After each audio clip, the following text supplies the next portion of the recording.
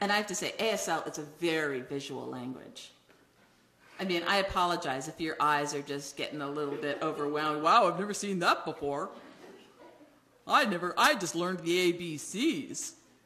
He's showing me boobies and other hanging dangly things, and I can't wait till my class tomorrow. Hey, pick me, pick me. So my mom one day said, come here, Keith. I'm going to teach you about the birds and the bees. Now understand, it's a very visual and inspiring language. I'm going to show you the story right now.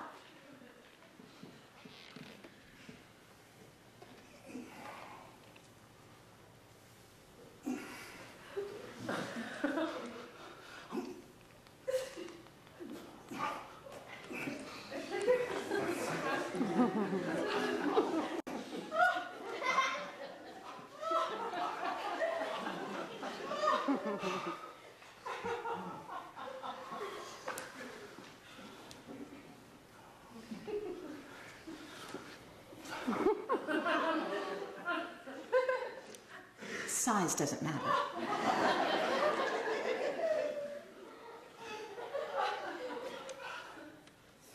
love you. I love you not.